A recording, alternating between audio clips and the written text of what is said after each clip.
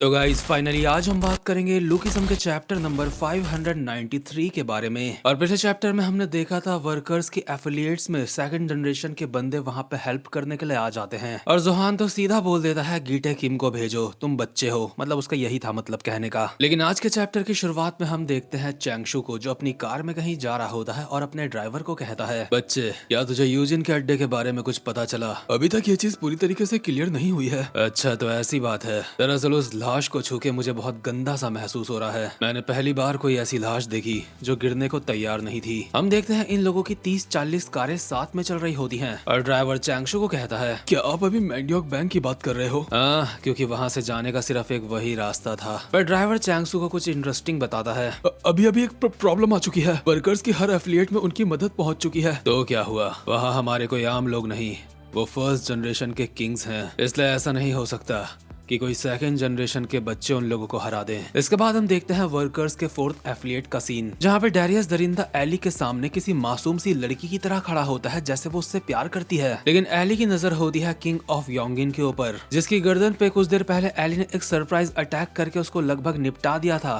कम से कम उसको तो ऐसा ही लग रहा था। लेकिन किंग ऑफ योंगिन बिल्कुल ठीक होता है और एली उसको देख के कहता है, मैं बिल्कुल भी चूका नहीं था, तो ये ठीक कैसे है? शोंग वो अपनी गर्दन वर्दन चटका के खुद को ठीक करता है और कहता है, मैं वापस से उठ कैसे गया तो ये सोच रहा है? माफ करियो बच्चे, लेकिन ऐसे हमलों की मुझे आदत है। यहीं बगल में वैरन भी योंगिन के दो बंदों से लड़ रहा होता है, जो कि एक साथ उछल के लात मारते हैं वैरन के, लेकिन वैरन अपने हाथ से इसको ब्लॉक कर लेता है। योंगिन का नंबर 2 इल्डोमा कहता है, तो तू हमें इस पावर लेवल के साथ हराना चाहता है? वैरन कहता है, ये हरामजादे हम लोग को काफी अच्छी तरीके से झेल सकते हैं। एली का ध्यान हल्का सा भी वैरन की तरफ चला गया होता है और हाँ, इसने अपने माथे का टैटू भी चेंज करवा लिया है। जब एली वैरन की तरफ देख रहा होता है तो शोंगवू उछल के आता है और एली के एक घुटना मार देता है, जिसे एली अपने डंडों से रोक लेता है। और शोंगवू दोबारा से एक पंच मारते हुए एली को कहता है, तेरा ध्यान भटक गया, इसलिए बच्चे कुछ खास नहीं होते, तुम लोग बस बड़ी बड़ी बातें करते हो। इसकी अगली एफिलिएट में हम देखते हैं किंग ऑफ शैमचॉक को, जो जोहान के मुक्के और लाते बजाया जा रहा होता है। हालांकि जोहान उन सबको ब्लॉक करता है, लेकिन ये चिल्ला के कहता है, क्या कर रहा है बे?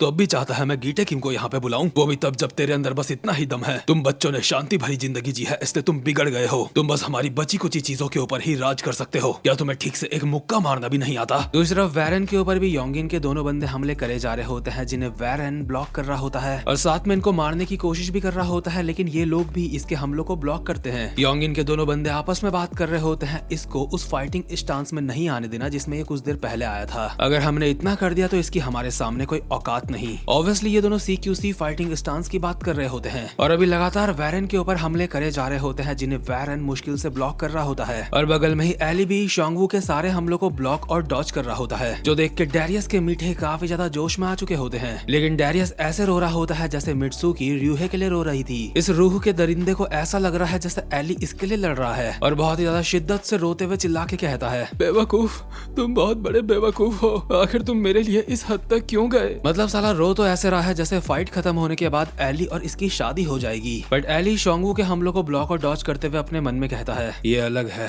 मैंने पहले भी फर्स्ट जनरेशन के लेवल के बंदों से फाइट करी है और इसकी स्किल उन बंदों के सब में टॉप लेवल के साथ है। लगता नहीं इसके पास कोई स्पेशल मूव है, लेकिन इसके सारे हमले काफी ज्यादा सटीक है। या फिर कहीं ऐसा तो नहीं कि अपनी असली ताकत को छुपा रहा है? काफी ज्यादा डॉज ब्लॉक करने के बाद एली इसके ऊपर अपने डंडे घुमा देता है, जिनसे शोंगवू जंप करके बच जाता है और अपने मन में कहता है, आखिर वो क्या है जो ये मुझसे छुपा रहा है? एली इसके बाद लगातार शोंगवू के ऊपर एक कॉम्बो सी चला देता है, लेकिन शोंगवू उन सबसे बच जाता है और उछल के एक लात मारता है एली के और कहता है, मैंने बहुत इंतजार कर लिया तेरे किसी बड़े हमले का, लेकिन अब तेरा खेल खत्म। लेकिन इससे पहले की एक किक एली के पड़ती एली अपने दोनों डंडे घुमा देता है इसकी तरफ, जिससे ये हवा में ही टेढ़ा मेढ़ा हो जाता है और अपने मन में कहता है, इसने मुझे लालच दिया तो सेकंड जनरेशन के लोग भी ये करना जानते हैं। एली अचानक से इसके ऊपर से आता है और अपने दोनों डंडे इस पे पेलने वाला होता है और ऐसी पोजीशन में तो किसी के हमलों से बच पाना भी लगभग नामुमकिन होता है। इसके बाद सीन शिफ्ट होता है और हम जेम्स ली को देखते हैं, जो कहता है, तो शोंगवू हान भी लड़ाई में उतर चुका है। दूसरी तरफ चैंगशु भी कहता है, अगर योंगिन लड़ाई में शामिल हो जाता है तो ये एक दिक्कत भरी बात है। सही कहा, योंगिन का सामना करना काफी दिक्कत भरा है। योंगिन के शोंगू ने मुझे सबसे ज्यादा हैरान करा है। हर कोई उसके दिखावे से बेवकूफ बन जाता है, लेकिन क्या उस बंदे का फाइटिंग स्टाइल सबसे यूनिक नहीं? उस बंदे का फाइटिंग स्टाइल है योगा। दूसरी तरफ एली जब शोंगू के दोनों डंडे मारता है तो वो योगा का इस्तेमाल करके उससे बच जाता है। और सच बताऊं, पहले मुझे लग रहा था कि शोंगू का रेफरेंस पीटीजे ने इंडिया से लिया है और शोंगू की फाइटिंग स्टाइल योगा है। अब तो ये बात पक्की हो चुकी है, क्योंकि योगा का ओरिजिन इंडिया ही है, वो इंडिया से ही निकली है। और कितने इत्तेफाक की बात है, कुछ दिन बाद योगा और एनीमे के कॉम्बिनेशन के ऊपर मेरी एक वीडियो आने वाली है। खैर, एली के हमले से बचने के बाद शोंगू एली का एक हाथ पकड़ता है और कहता है, तुझे शायद ऐसा लगा था कि मैं तेरे हमले से बच नहीं पाऊंगा, हाँ? लेकिन योगा के लिए कोई भी पोस्चर नामुमकिन नहीं है। मेरे लिए तेरी टेक्निक सिर्फ एक प्रैक्टिस है। और एली के मुंह पे पड़ती है एक कोहनी, जिससे उसके दोनों डंडे नीचे गिर जाते हैं और ये कहता है, तेरी स्पेशलिटी शायद तेरे हथियार थे, लेकिन अफसोस की बात है अब वो तेरे पास नहीं है। इसके बाद एली की ठुड्डी में पड़ती है खतरनाक सी लात और एली का दिमाग खराब हो रहा है। ये चीज हमें साफ दिखाई दे रही है उसके चेहरे पे। और दिमाग खराब हो भी क्यों ना, जब ऐसा दरिंदा सा बंदा तुम्हारे लिए साइड से चिल्ला चिल्ला के रो रहा हो तो किसी का भी दिमाग खराब हो जाएगा। शोंगू ने एली के ऊपर एक लॉक मार दिया होता है और अब उस पे कुछ घोपने वाला होता है। दूसरी तरफ हम देखते हैं टेसो माँ को, जो डैनियल से कॉल पे बात करते हुए कहता है, तो सब कुछ ठीक है, हमारी मदद की जरूरत नहीं है। हाँ, सब ठीक है।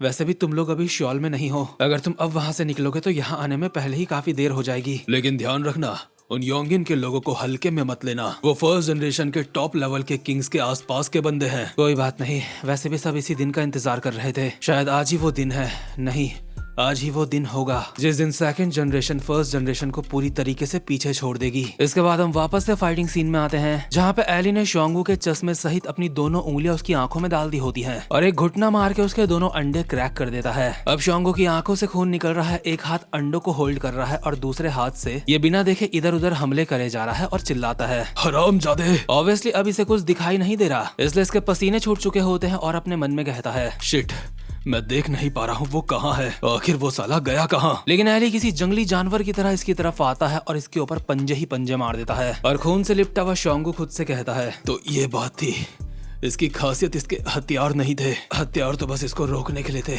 इसकी असली खासियत थी जंगलीपना। शोंगू जमीन में गिर चुका होता है और डैरियस दरिंदा कैटवॉक स्टाइल में भागता हुआ एली की तरफ आ रहा होता है, जैसे बिछड़ा हुआ प्यार दोबारा से मिलने वाला है। लेकिन एली इसके एक रैप्टा मार के इसको जमीन में गिरा देता है और खुद से कहता है, मुझे वर्कर्स पसंद नहीं, लेकिन इनके साथ मिलना जरूरी था गीटे किम को पकड़ने के लिए। और यहीं बगल में शोंगू के साथ के दोनों बंदे वैरन के ऊपर हमले करे जा रहे होते हैं और इस चीज का खास ध्यान देते हैं कहीं ये सीक्यूसी फाइटिंग स्टांस में ना आ जाए। इनको लग रहा होता है अगर ये वैरन के ऊपर हमले करते जाएंगे तो ये सीक्यूसी फाइटिंग स्टांस में आ ही नहीं पाएगा। वैरन अब तक इनके काफी सारे हमलों से बच चुका होता है, लेकिन टकला अचानक से वैरन के पीछे आके उसके एक पंच मारने वाला होता है और बिल्कुल इसी टाइम पे वैरन ने अपना सीक्यूसी भी एक्टिवेट कर लिया होता है, जिसके अंदर टकला होता है। सीक्यूसी एक्टिवेट होते ही साथ वैरन ने टकले को डीएक्टिवेट कर दिया होता है, जिसे देख के दूसरा बंदा हैरान होता है और वैरन कहता है, लोकलाइज्ड सीक्यूसी। शुरुआत में ये करना मुश्किल था, लेकिन अब मुझे ये आ चुका है। इसके बाद दूसरे बंदे का भी एक चुटकी में वैरन भूत बना देता है और कहता है, तुम्हें क्या लगा था अगर मैं एक जगह पे ठीक से खड़ा नहीं हो पाऊंगा तो सीक्यूसी नहीं मार पाऊंगा? लेकिन ये चीज सिर्फ बिगिनर्स के ऊपर अप्लाई होती है। एली वैरन को देख के कहता है, वैरन,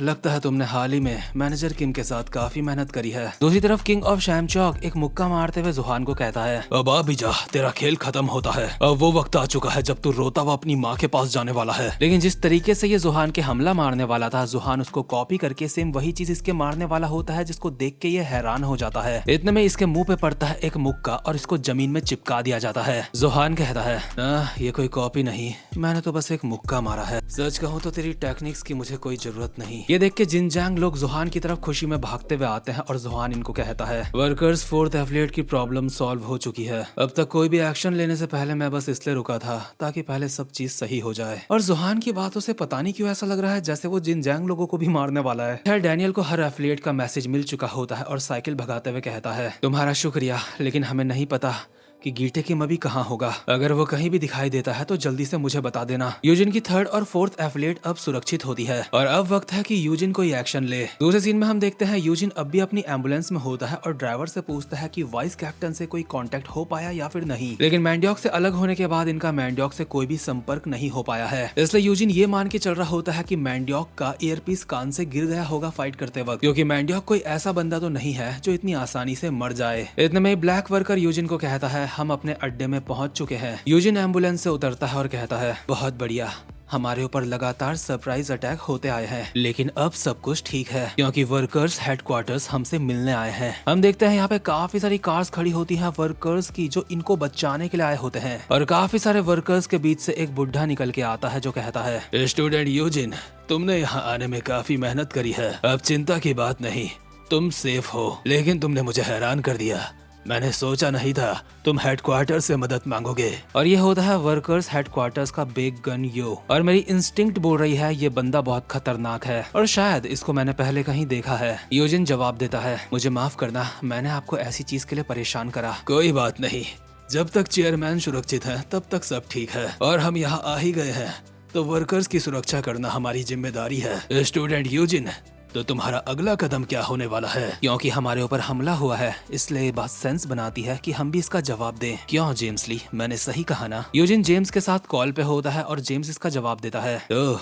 तू अब भी जिंदा है। मेरे पास तेरे लिए दो बुरी खबर है, ये बता तू पहले कौन सी सुनना चाहेगा? मुझे बता तू क्या कहना चाहता है। तो पहली खबर ये है कि अब मैं हेडक्वार्टर्स के साथ हूँ, और दूसरी बात ये कि मैंने तुझे ढूंढ लिया है। अभी जहाँ जेम्स होता है वहाँ यूजिन के बंदे पहुँच चुके होते हैं। यहाँ पे वर्कर्स हेडक्वार्टर्स के 3 मेन बंदे और 300-400 और बंदे मौजूद होते हैं जेम्स को मारने के लिए। यूजिन फ्लैक्स मारते हुए कहता है, मुझे लगता है तुम्हें ये बात अच्छे से पता होगी, वर्कर्स हेडक्वार्टर्स के उन बंदों की स्ट्रेंथ क्या है जो गैब्रियल किम के साथ लड़े हैं। तुम्हें खुद इस चीज का एक्सपीरियंस करना चाहिए। इसी के साथ hunt for James Lee start होता है। यूजिन, या तो अभी सीरियस है? सिर्फ इतने से लोगों के साथ तो मुझे हराने की सोच रहा है। और इसी के साथ ये चैप्टर यहीं पे खत्म होता है, और जो लोग जेम्स को मारने आए हैं शायद मैं उनको जानता हूँ। खैर गाइस, वीडियो को लाइक और चैनल को सब्सक्राइब जरूर कर लेना, क्योंकि इस तरीके की एक्सप्लेनेशन आपको और कहीं नहीं मिलेगी। अब मैं मिलता हूँ आपसे अपनी नेक्स्ट वीडियो में, तब तक के लिए गुड बाय।